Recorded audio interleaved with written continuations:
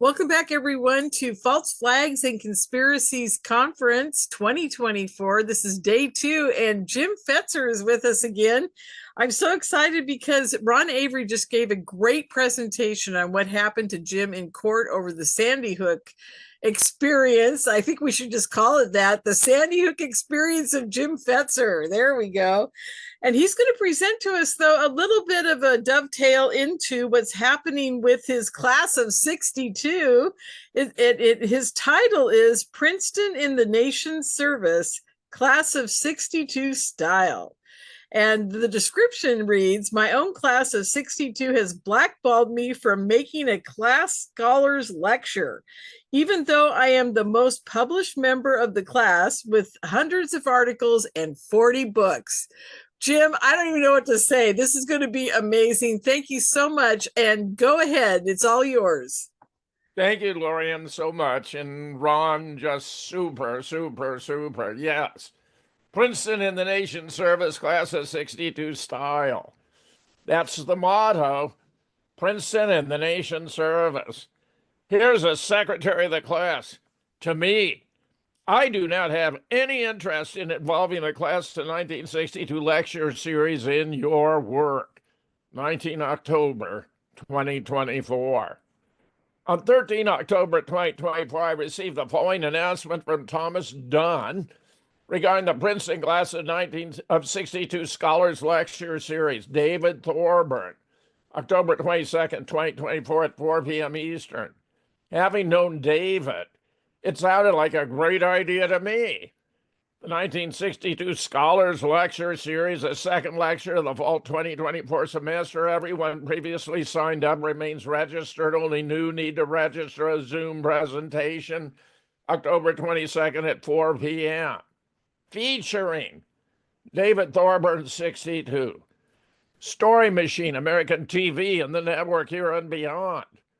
Our classmate David Thorburn, 62, is Professor Emeritus of Literature and Comparative Media at MIT. He earned his MA and PhD from Stanford, taught in the English department at Yale for a decade, before joining the MIT faculty, where he taught for 47 years. An influential scholar in two fields, his early work focused on literary modernism and the history of the novel. He's the author of Conrad's Romanticism, Knots, a book of poetry, and many essays on literary, cultural, and media topics. His later work helped to shape the emerging field of media studies. His essays on television, his MIT course, American Television, A Cultural History, were among the first in the country to examine the medium in a humanistic context. His popular undergraduate course, The Film Experience, available on YouTube and the MIT OpenCourseWare platform, has reached an international audience of tens of thousands. In this multimedia presentation, David will compare our current experience of media change with earlier periods of cultural and technological transformation. And he'll discuss the evolution of American television, a history on which our octogenarian generation has a unique perspective. Coming attractions, 4 p.m. November 12th, Drayton Neighbors, 4 p.m. December 10th, Ken Phillips. This reminded me that back on 6 February 2023, I had previously written to Tom to propose a lecture of my own as follows. Jim Fetzer, 62. What's wrong with the conspiracy theories? Our classmate Jim graduated magna cum laude in philosophy when Princeton ranked #1 in the world in math, physics, and philosophy. Commissioned as second lieutenant at graduation, he resigned his commission as a captain USMC in 1966 to enter graduate school in the history and philosophy of science at Indiana, following the recommendation of his thesis advisor, Carl G. Hempel.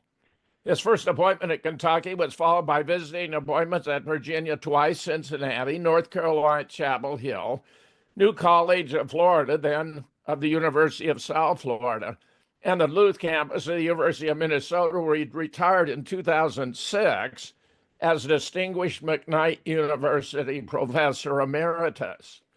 Jim has published 24 books in the philosophy of science and on the theoretical foundation of computer science, AI, cognitive science, and Evolution and Mentality. His first paper in computer science and AI, Program Verification, the Very Idea, 1988, ignited an international debate over the role of mathematics in guaranteeing what a computer will do when it executes a program. He founded the International Journal Minds and Machines and the International Book Library Studies in Cognitive Systems. He's received many honors and awards, including entries in Who's Who in America 2001 and Who's Who in the World 2001. Since 1992, he has pioneered collaborative research on some of the most complex and controversial events of our time, including on JFK and 9/11, on which he has lectured in Athens, Buenos Aires, London, Cambridge, Yale, and Harvard. 6 of his 12-plus books in this area have been banned by Amazon.com. Here he explains how Hempel's work on scientific theories applies to conspiracy theories, which every American needs to understand, because we are being played in ways that confirm Voltaire's observation that history is a pack of lies the living play upon the dead. Jim believes the American people are entitled to the truth about their own history. Naively supposing my proposal had been lost in the mix, I wrote to ask if it had been considered, to which he replied that one of the members of the committee knew someone who had died at Sandy Hook, as though that were determinative of the matter. So on 17 October 2024, I wrote to him again as followed: Tom, could you fill me in on my being blackballed for our lecture series? I'm among the leading experts on Hempel, having edited 2 volumes for Oxford University Press and authored the Stanford Encyclopedia of Philosophy intro on Hempel Carl. I'm also one of the 3 leading experts on false flags and conspiracies, along with Nicholas Skollerstrom and Ole Damagard. I have been in personal contact with some of the participants in the Sandy Hook event, where we even have the FEMA manual for the exercise, and it's listing on the Connecticut FEMA schedule. So I don't get why I am being opposed. Someone who appears to have been played is the key, you have told me. But has he reviewed my work, the College of Complexes presentation, the book itself, which can be downloaded from my blog at Fake News, The Truth About Alex Jones, The Truth versus Alex Jones? Check out my motion to open and open motion exhibits attached. I'm baffled beyond words. And here I included the Connecticut FEMA headquarters schedule of events showing the Sandy Hook event, where they even sent out a map as to how to get from Bridgeport, Connecticut to Dickinson Drive. On October 19, 2024, I wrote again with heading, Testing the Hypothesis that Somebody Died at Sandy Hook, with the following propositions. Read: How to Spot a False Flag, Part 1. How to Spot a False Flag, Part 2. Tom, on the phone with a research colleague, Moni Alexis Presley, who's done superb work with me in the past, especially related to Las Vegas, I asked if we could learn the name of the party our classmate believes died at Sandy Hook. She would do the research to ascertain if they were dead or alive. This can be tricky because most of them had fake names and were members of families created for the event, known as crisis actors. But if she can confirm that they actually died, so be it. And these are photographs, by the way, from Las Vegas.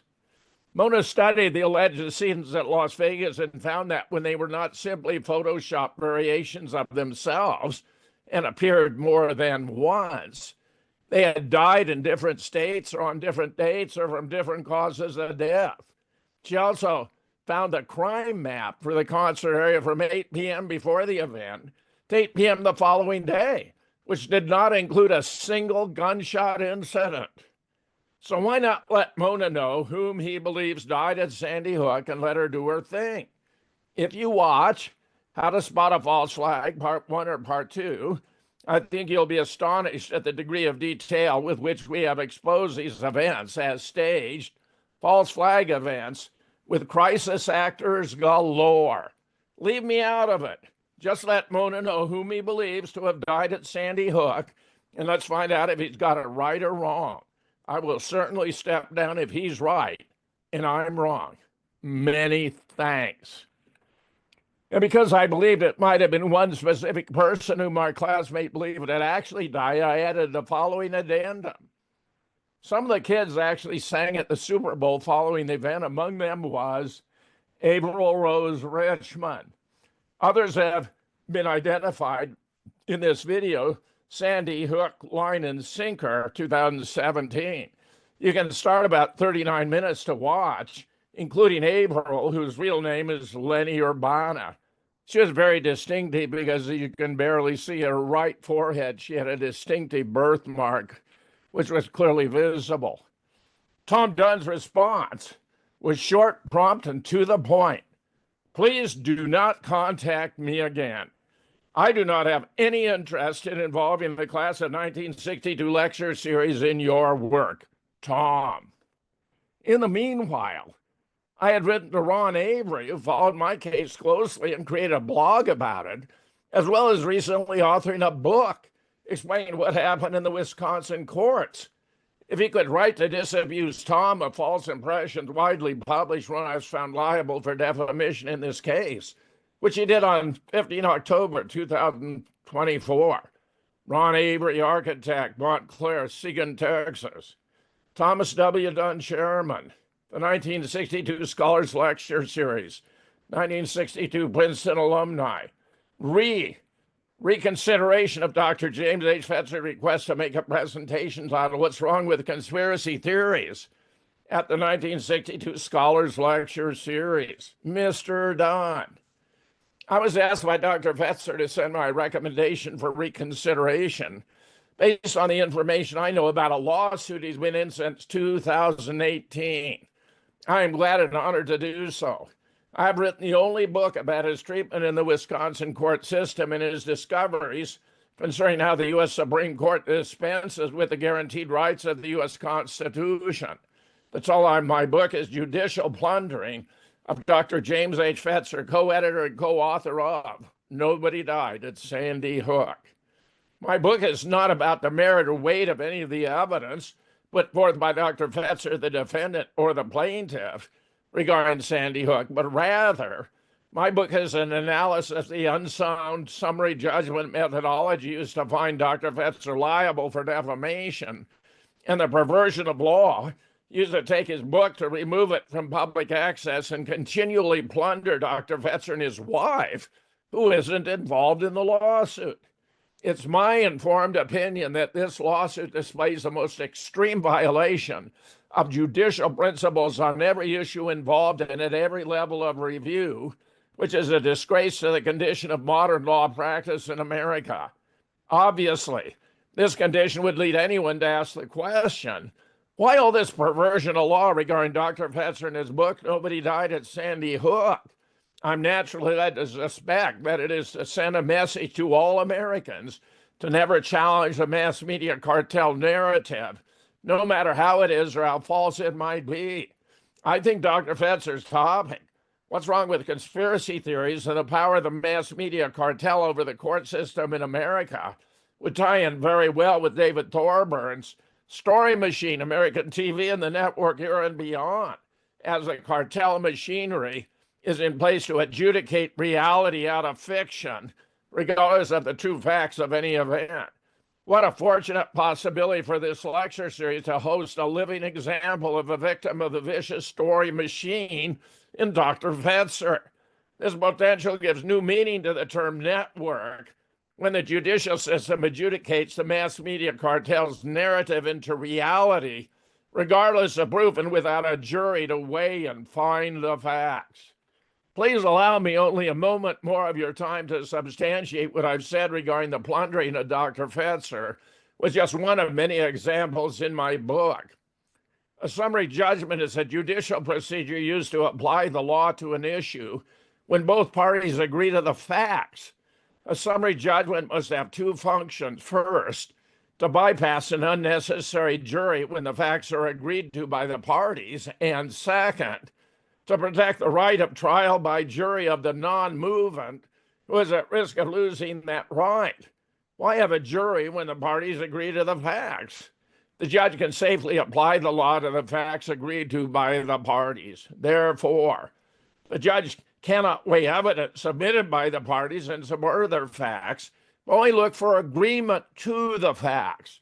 If the judge finds disagreement supported by evidence, they must deny the motion for summary judgment. Next, the motion for summary judgment must protect the right of trial by jury of the non-movement. Hence, the judge must accept all the evidence favorable to the non-movement as true and indulge every reasonable inference that can be drawn from that evidence. And further, any question must be resolved in favor of the non-movement. The reason for this is, again, to protect the right to a trial by jury of the one at risk of losing it. There's no guaranteed right to a summary judgment, but there is a guaranteed right to a trial by jury. Dr. Fetzer was a non-movement or one at risk of losing his right to a trial by jury, and all evidence favorable to the movement was taken as true. In all questions resolved in the movement's favor, the wrong party.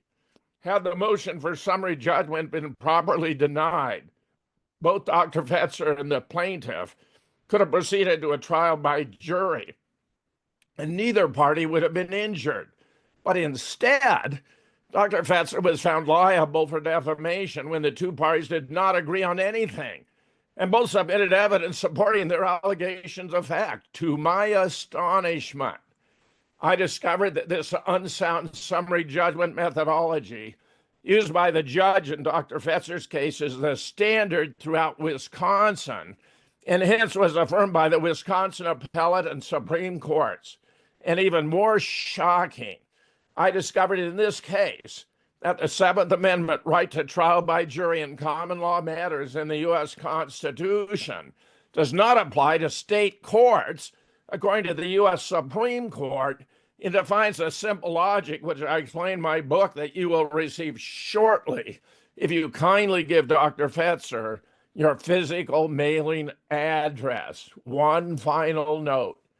It is apparent that very powerful entities in our nation are eager to disarm the American people against the law of the land, making them vulnerable to abject tyranny, and they have spent millions of dollars to accomplish that goal.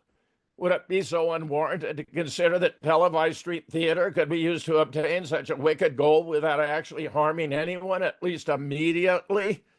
Thank you very much for your time. Sincerely, Ronald F. Avery. Now, I do not know which, if any, of these submissions, and there were more, Thomas Dunn may have read. I can only conclude that his mind was made up, and he didn't want to be bothered with facts. It would not have made any difference. What we have found, alas, could perhaps best be called Princeton in the nation's service, class of 62 style. James H. Fetzer, Ph.D., a former Marine Corps officer, is McKnight Professor Emeritus on the Duluth Campus of the University of Minnesota and author editor of 40 books in philosophy and on false flags and conspiracies. Then I submitted a part 2 of Princeton in the nation's service, class of 62 style. It is easier to fool a man than to convince him he's been fooled, attributed to Mark Twain. Dear classmates, now that Drayton has presented his class lecture on the importance of character matters, I write to make a final plea as to whether the class of 62 has any character. The very idea that Tom Dunn, a real estate lawyer who appears to have no grasp of the principle innocence until proven guilty, or of standards of proof, since I've refuted the claim that somebody died at Sandy Hook, including evidence from participants in the FEMA drill, who was declared to be dead, Emily Parker and Victoria Soto, I'm at a loss as to where my own classmates stand. Incidentally, not one of you has written back one way or the other in my request of Drayton to poll our members about this may have been missent.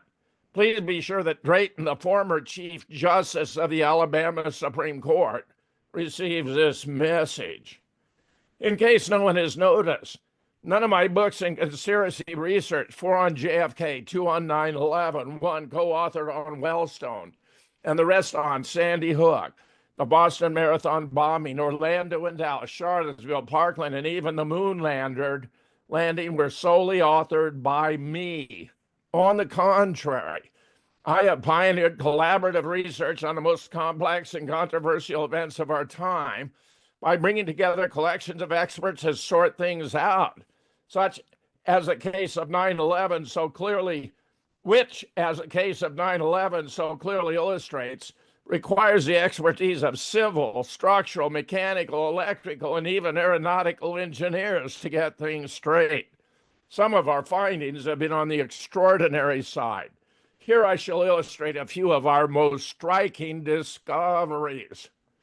With 11 contributors, we established that the 19 Islamic terrorists were patsies, that Osama bin Laden was an officer in the CIA, who died in 2001 in Afghanistan, by the way, only to be resurrected by Obama to die again in Pakistan, that two of the planes, flights 11 and 77, were not even in the air that day, that the other two flights, 93 and 175, were still in the air after having officially crashed in Shanksville or hit the South Tower, that the Twin Towers did not collapse, but were destroyed by mini nukes in the sub-basements, which destroyed the inner tube from the bottom up and the outer from the top down. And that was an Israeli Mossad op to create a pretext for the U.S. to become militarily involved in the Middle East and take down the governments of 7 governments in the next 5 years, an agenda Israel currently seeks to complete.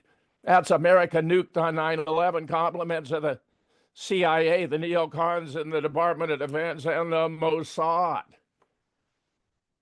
With 12 contributors, we established that Lee Oswald was in the doorway of the book depository at the time the JFK motorcade passed by, and therefore not only cannot be the lone demented gunman, but not even one of the 8 shooters there that day, that the backyard photos and other evidence implicating him was fabricated or faked, that the plot originated in Los Angeles when LBJ lost to JFK for the DNC nomination and forced himself on the ticket to accede to the presidency when Jack was taken out, that there are 15 indications of Secret Service complicity in setting him up for the hit and covering it up, including forcibly removing the body from Parkland Hospital to put it under military control, that autopsy x-rays were altered, another man's brain was substituted, and that the home movies were extensively edited to remove proof of the true causes of his death, hit 5 times, including 3 times in the head.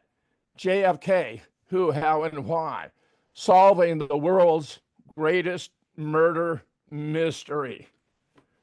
With 15 contributors, we established that the moon landings were fake, and that we did not have the propulsion power to escape low Earth orbit, that the computer said to have navigated was not even functional, that would have been impossible to transit the Valhalla radiation belt, and much more.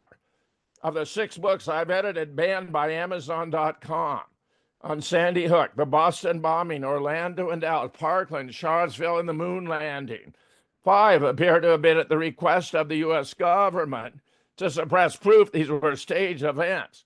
But the last, because it had a section exposing the Holocaust as a mass illusion rather than an historical fact, at the behest of the ADL.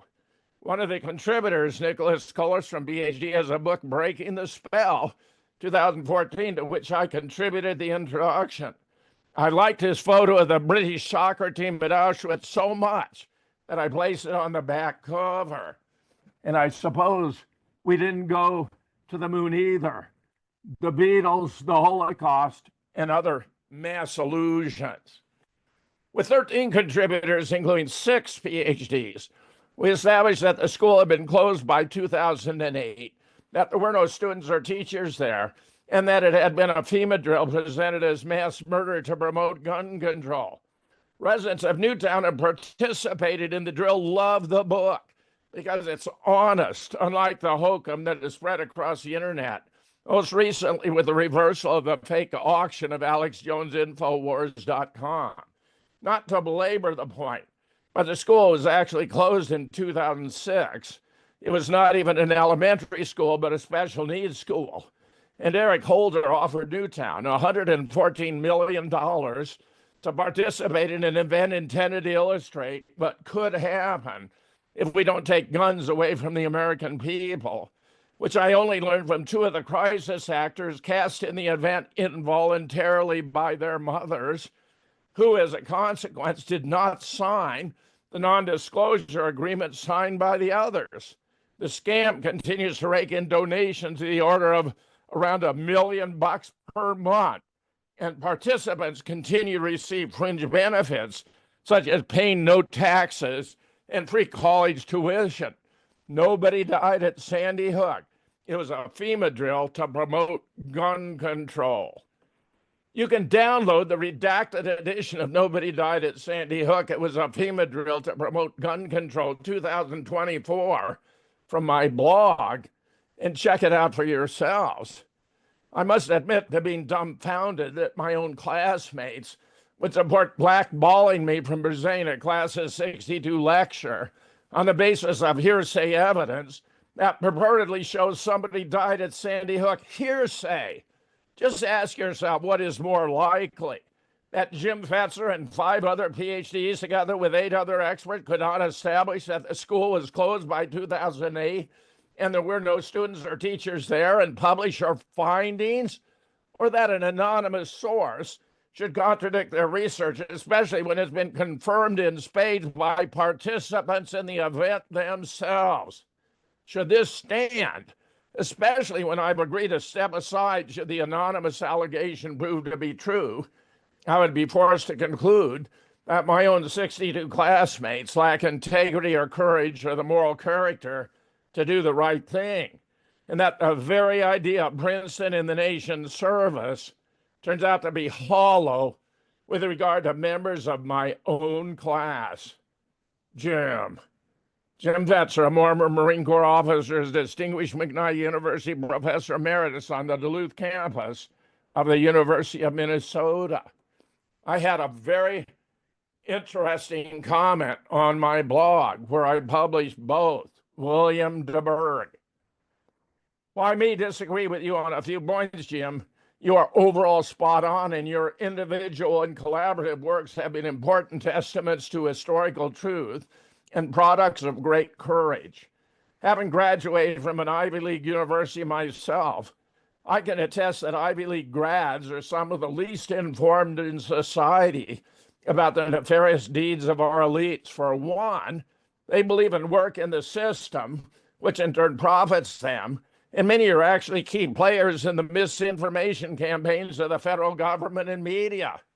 They also taught by professors who nowadays promote the same woke agendas and societal divisions that the elites use to divide the common men and women of this nation as a means of controlling us. Finally, when over 95% of faculty and administrators are of the same political persuasion, groupthink begins to steamroll dissenting views, creating heretics out of truth seekers.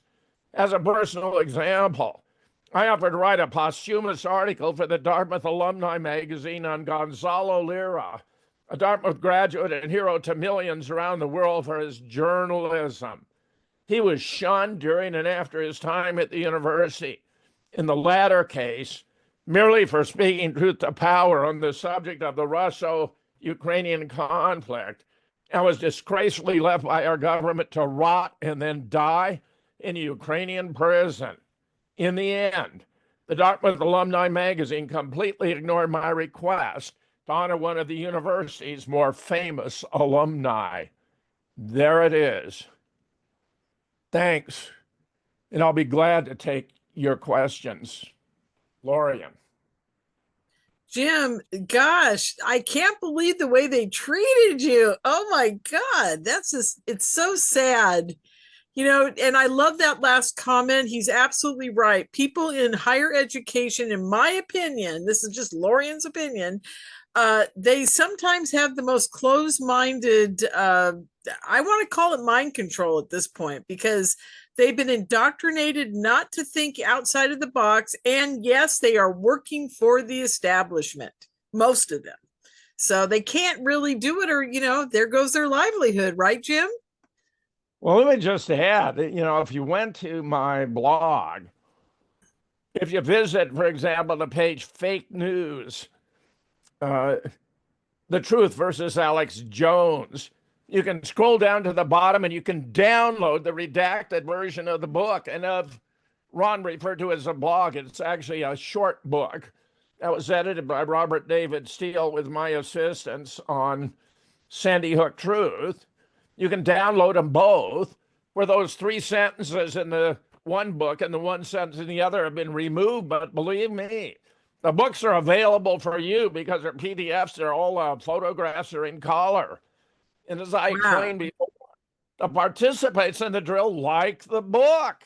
Exactly. Exactly. They like the book. I mean, I'm in contact with 2 of them by way of a third party, their mutual friend, and I've intermittently spoken with them directly.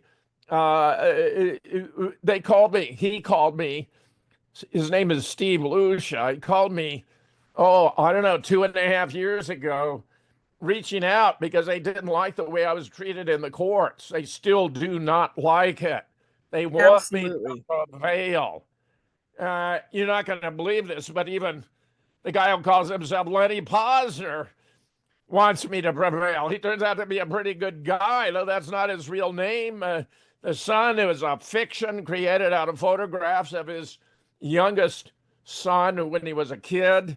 The party who came and appeared in court, and I got sacked with an extra $650,000 contempt of court by the judge when I tried to expose that the party who came to testify under the name of Leonard Posner wasn't the same person as the Leonard Posner of the crime scene. Because actually his older brother uses him. He's too small and too young to be it. But I'm just telling you, I'm trying to get the case reversed because I have all this additional evidence. For example, the older son went on 60 Minutes for an interview about Sandy Hook. And in order to make him look more like the Sandy Hook, his father, they brought in this world famous makeup artist, and he spent hours reconstructing his face to make him look more like the real guy. And I've got the photographs of it. So, I mean, it's just amazing, the evidence I've got. And of course, they gave me a photograph of the kid who was died at 6 celebrating his 8th birthday, for example. That's in the record too. I mean, it just goes on and on and on. It's mind-boggling. Okay, we've got questions, Jim. Yeah. Okay, Abatha says, Jim, how do you stay so strong during all of these persecutions, trials, dismissals, and betrayals? Good genes. It was something about the Marine Corps. I had this natural aptitude, and the Marine Corps strengthened my sense of discipline. But I've gone through the ropes. I was denied tenure at Kentucky because I had published too many books. The students gave me the first teaching award to one of 135 teachers, assistant professors, to show they wanted this guy to get tenure. I gave talks at like 10 different departments while I was there. No one in history of the university ever had that because my work so interdisciplinary and broad. It's just in my constitution. I'm not going to let this go. Yeah, great. That's great. I think they've been kind of astonished by my resilience. I think that you're like Superman in my opinion, but hey, what do you know? Okay, Hunter Green says, how did you get into writing about conspiracies after writing and lecturing about traditional academic topics for decades? Well, it all happened related to JFK. I was just lying in bed. When I came back from the Far East, I had a tour in the Far East, right? I mean, I graduated 62. I think I wasn't old enough to vote for JFK. I was anchored out in Kaohsiung Harbor when the officer of the deck, who was the executive officer of the mortar battery, of which I was the fire direction officer, telling me JFK had been shot. And then an hour later, he came back and told me they'd caught the guy done. He was a communist. So I thought that was pretty fast work. So when I returned to the United States, I began reading some of the books about JFK. I remember one of the first was by a fellow named Josiah Thompson. He'd actually been a professor of philosophy at a small college. He'd actually been a UDT, this kind of stuff, and he was doing this research on JFK. So, I read his book. I began reading other books. And it was when I was just lying in bed, drinking a cup of coffee, reading the paper, when my wife came in and said, "You won't believe this," flipped on the TV, and there was this very distinguished looking guy standing behind a logo for the American Medical Association, denouncing everyone who'd ever done serious work on the assassination, contradicting the Warren Report. Turned out to be a guy named Lundberg, George Lundberg, who was the editor-in-chief of the Journal of the American Medical Association, known as JAMA. Well, I already had a lot of editorial experience. I was an associate editor at Synthèse, a very famous international journal for epistemology, methodology, and the philosophy of science. I knew this was an abuse of his position as editor. And it occurred to me then that if someone of his distinction was going to abuse his journal for political purposes, perhaps some of us with special background and ability needed to become involved. So I began looking at the journals, and there was a letter to the editor by a fellow who has resonated with me. His name was David W. Mantic, MD, PhD, and I reached out to David and suggested we collaborate on a long article or a book, with which he agreed. And before I knew it, others were wanting to join us in this collaborative enterprise. So David and I have been collaborating since 1992. And as Jerry may have mentioned, I published 3 classic volumes: Assassination Science, 1998, Murder in Dealey Plaza, 2000, The Great Zapruder Film Hoax, 2003, to which John Costello contributed. See, by bringing together these groups of experts. See, now no one had done that before in terms of conspiracy research, but because I'd done all these conferences as an academician, it was second nature to me. The way you deal with the problem is you bring together the best experts. So that's what I always thought. and then it just carried over. And when 9/11 occurred, I actually founded Scholars for 9/11 Truth, and I had 600 to 800 from all over the world. By the end of 2006, I was being flown around the world. I was flown to Athens in December of 2006 to appear on a television program, the host of which was the leading muckraker in Greece, who had been responsible for the falls of Greek governments by exposing their corruption. It was going to be a 3-hour show, and they had 12 panelists. And they told me going in, they said, well, usually only 2 or 3 will ask questions. I said, not tonight. Every one of them asked questions. They had wonderful video clips. It was sensational. It was so good they extended it for an extra half hour. It was broadcast worldwide by satellite television. That was a high watermark for 9/11 research, because meanwhile, I was being betrayed by my associates for Scholars for 9/11 Truth, who were upset that I'd interviewed Judy Wood on a show because I was convinced nanothermite couldn't cut it, and that Judy at least had a theory that was worth exploring. And I'd go on and interview her 15 different times, pioneering interaction between the computer and the radio and the internet, because I'd have her on my radio show, but tell everyone, go to the internet, to Judy's blog, to her website. We'd look at photographs, studies, videos, and all that. It was sensational. And then she was on with John Hutchison, who claims to have performed these miraculous physical events. And I asked John, I said, what was his background, since this is in the area of electromagnetism, where Costello, by the way, has a PhD. And he said he flunked crayons and coloring books, which Judy thought was hilarious, but I did not. And, when I organized the Vancouver hearings in 2010, I invited John to participate, a fellow named Crockett, who is a physicist, but largely on Judy's side. They both agreed. I invited Judy, but when she learned that they'd agreed, she discouraged them from doing it. And in the meanwhile, I posted a 5-star review of her book, Where Did the Towers Go?, but explained that while I thought she was successful in knocking out the hypothesis of large nukes, that she hadn't knocked out the hypothesis of smaller mini nukes. And when I went to the conference, I got several presentations talking about all the evidence for the use of nukes.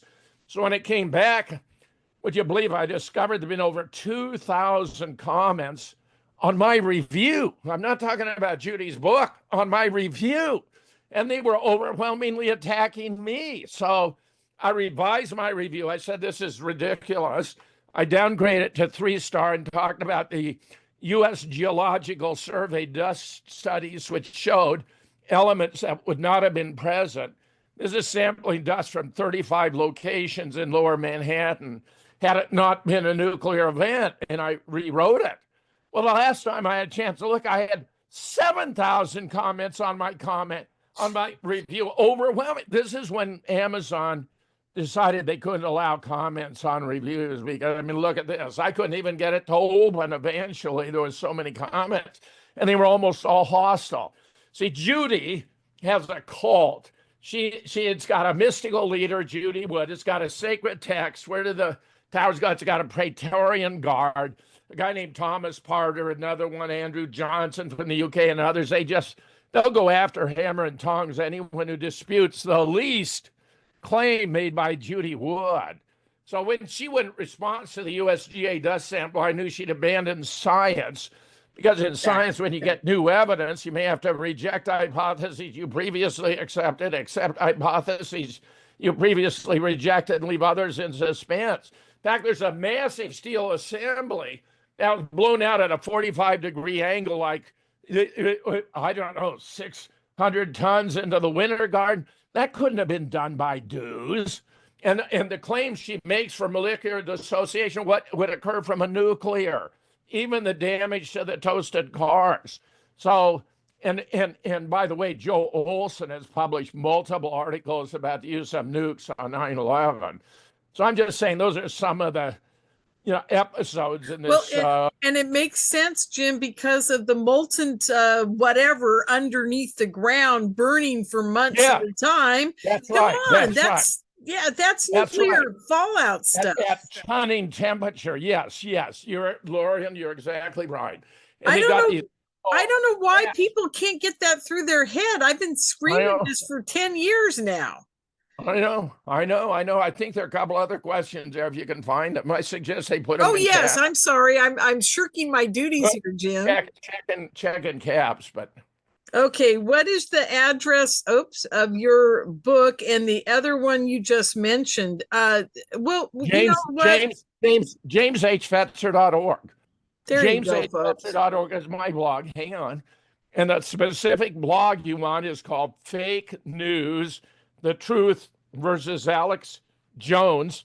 And you'll not only get my critique of the Alex Jones case, but you get a video where I did an interview. I did a program where I talked about my relationship with the girls, with the woman who was cast as Emily Parker and the woman who was cast as Victoria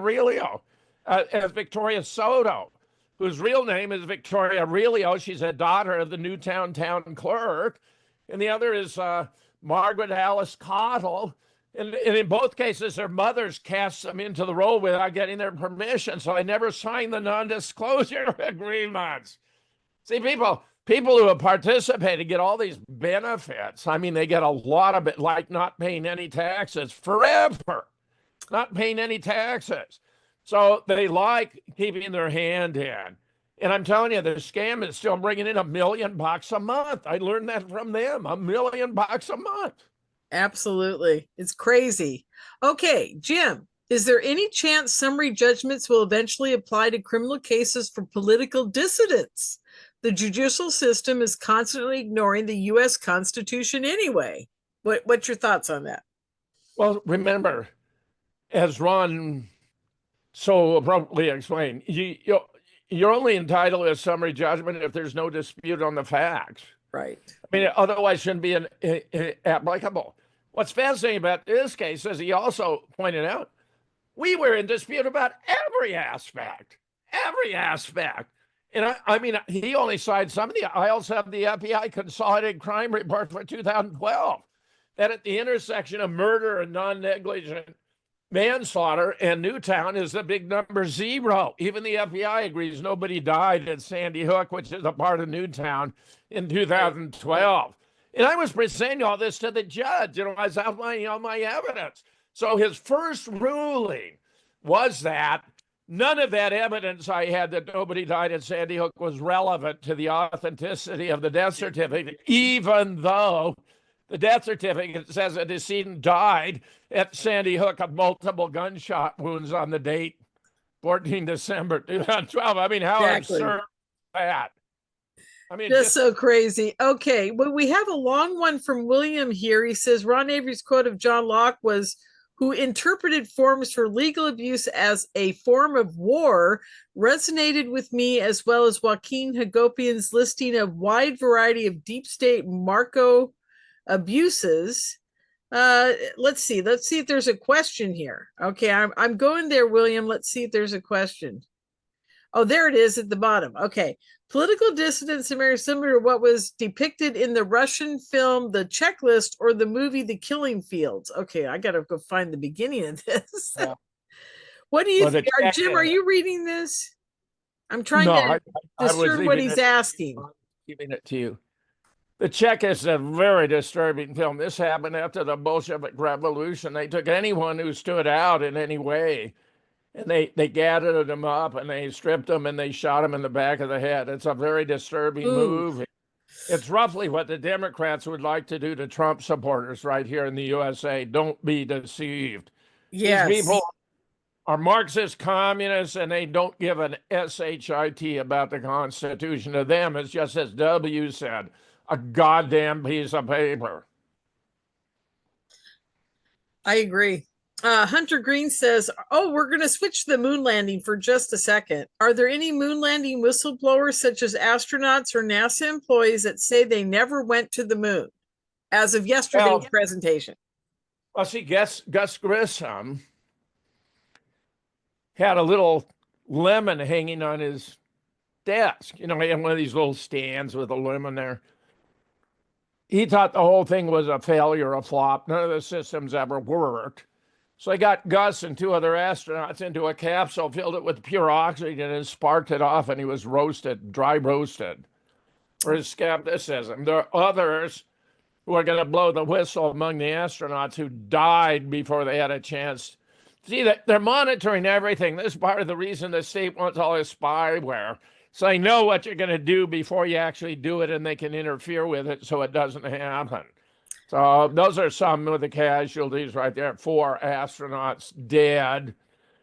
Stanley Kubrick actually confessed to having filmed the moon landings. You can find it online. I mean, you know, people who still think we went to the moon, I mean, honest to Pete, and if you watch my little, that was a very reduced, I have a much longer version, but I mean, if you're not convinced by that, I don't know what to tell you. There's no way we went to the moon. No way. And there's no way we're going to have a manned mission to Mars either. So some of those who raised question about Elon Musk, well, there's something there to question. Yes, I agree. Yeah, there we go. Don Graham's making a comment. Why did parents of 26 dead Sandy Hook kids get $1 million payments at Christmas that year? It was 2012. Is that true? Did they all get $1 million? Do we know?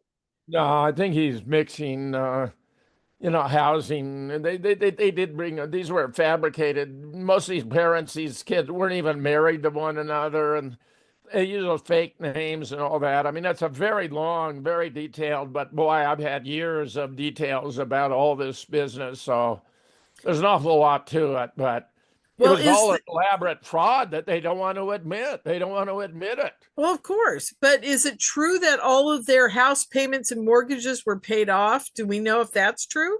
A lot of them got houses. Yeah. Okay. So that is true. So there's right. Okay, one more question, you guys, and then we've got to move on here. This is regarding the moon. Why did they risk faking it 4 times for 4 different moon missions? What do you think? Say that once again. Why did they risk NASA faking it 4 times for 4 different moon missions? Why do you think they did it 4 times, Jim? Look. NASA is almost certainly a branch of CIA. And see, the public likes a moon mission, so they're willing to, the idea is something spectacular like that, so they're willing to shovel out money for it. The taxpayer will go along with it. They're being conned. We're being played. And Well, by the way, yeah. there's a question there about where to find the PDF copy of the book. That's what I'm telling you, where to find the PDF copy of my book. Go to jameshfetzer.org. That's my Actually, blog.